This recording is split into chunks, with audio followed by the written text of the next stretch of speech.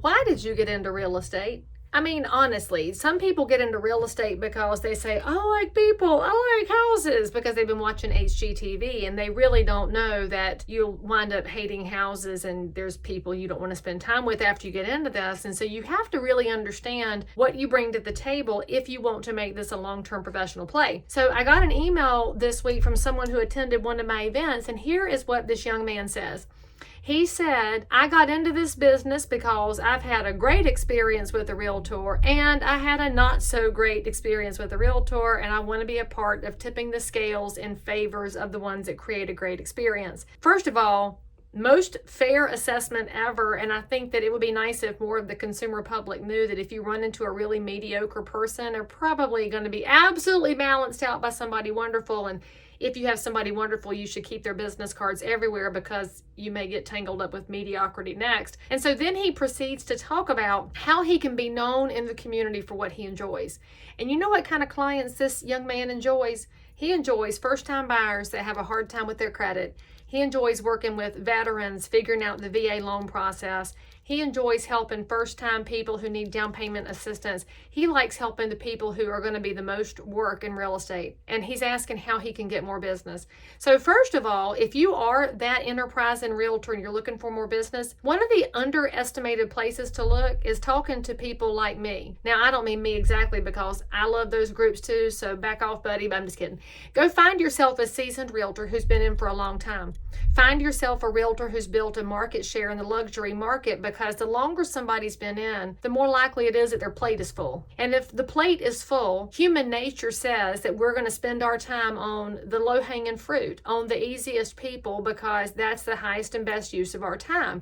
Now, you can get mad at me in the comments all you want, but that is just how life works, y'all. So if you, as a young enterprising realtor who wants to help the people who are going to need the most hand-holding, talk to somebody who doesn't have the time in their life to hand-hold them. I also recommend those luxury agents, because if they are operating in a higher price point, they may or may not even have the expertise to currently do VA loan processes and down payment assistance and credit help. So they might be glad to offer you those pieces of business that they can't get to. Now, that's one of the first things I do. In fact, I don't really know which office you're in, but start in your own office and then call around town and say, look, I'll pay you a referral fee back, but I want to help people. I want to hold hands. I want to make this happen. The second thing you can do, my young realtor friend, is put together some marketing pieces that speak to this piece of the market. Now, I already mentioned I love first-timers and I love veterans, and I have put out some videos regarding those segments of the market so that if they're looking for information, they can find me. You got to do the same thing. The person who needs help with their credit is probably not going to advertise on Facebook and say, hey, my credit score sucks. Somebody give me a house. That's not how it's going to operate, because most people who are trying to achieve the American dream, they have a level of pride that's involved with how things turn out for them. And if they want to be homeowners, they're probably not thrilled to find out their credit score is not great. So there's going to be a barrier there caused by the pride. And that's not necessarily a bad thing. It just means you have to figure out how to convey to people that you're not going to judge them because of whatever caused their credit score to be less than perfect, but that instead of judging, you're going to provide some assistance and some guidance, and that you're not afraid of helping them figure out what the pathway looks like. And marketing is the best way to do that. Now, I don't mean postcards. I mean video marketing, reaching people with information. And it doesn't mean that you make a video that says, hey, I'd love to help.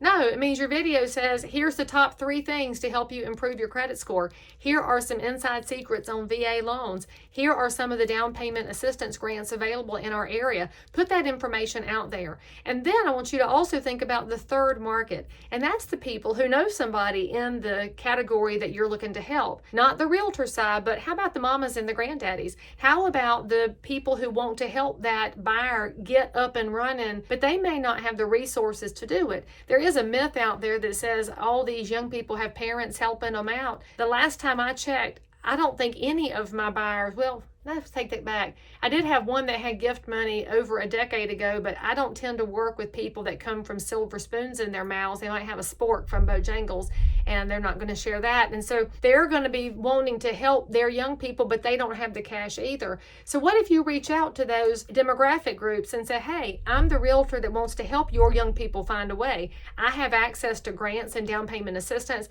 And so you're going to let them know that you can help their next generations. That's a huge opportunity. community. There is so much negative talk out there when it comes to real estate, when it comes to availability and affordability, but in almost every market, there are some pathways for the enterprising person who's found them. And then once you find them, you have that next level of challenge of finding out who needs to know that information.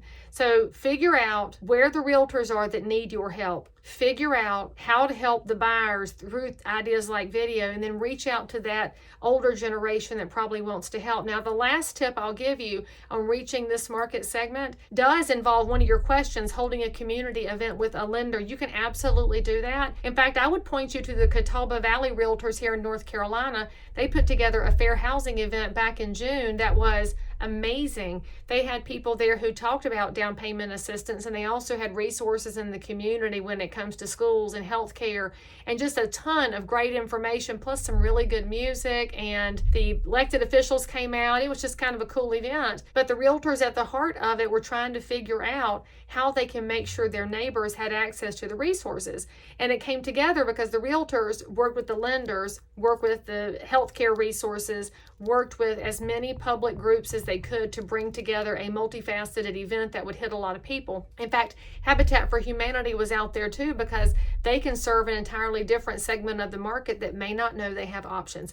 So you can absolutely talk to your lender. In fact, if you want to reach out to Catawba Valley, I can connect you to their leadership. Just hit me up in the DMs, and I know that Emily and Carlita will share what they did. It's fantastic. And then I want you to think too about what you can put together in your community. And so maybe it's an event like that that's community wide. Maybe it is an educational event at a local brewery or pizza shop where people can come and ask their questions. There's lots of ways to get the information out there. And at the core of all of it, you're going to have to be the most educated person in real estate on these topics. It's not going to be enough for you to call a lender who knows things, or for you to find something on AI and don't till you double check it. AI is not always your friend. And so figure out where the information is and then dig deep. I want you to know it better than any other realtor in your market, because you might be early in your career versus some of these seasoned people. But if you know something better than they do, you're actually becoming a resource for them as well, so that we as realtors can work together in serving the public, no matter who needs help, whether it's luxury, first timer, credit help, veteran. There are all kinds of people out there who have questions, and they're seeking somebody with answers. So for you to be that great realtor, don't just talk about the market you serve, go learn it, and then start putting together some of these pieces so that it can go next level. Now, if you have questions about this or about any of the other resources, hit me up in the comments, or just give a high five to this early career realtor who's asked a great question and frankly wants to serve one of the more time intensive segments of the market. But I will tell you, that's the group that at the closing table, you're going to get goosebumps. They're probably bringing you baked goods, and it's going to wind up being a life that's been changed forever by the financial stability that comes through owning real estate. So if you have a question you want me to answer without calling your name out, then you send me a DM, drop it in the comments, and most importantly, check out some of the other resources, because I'm here to help, and I love real estate. I'm glad you do too.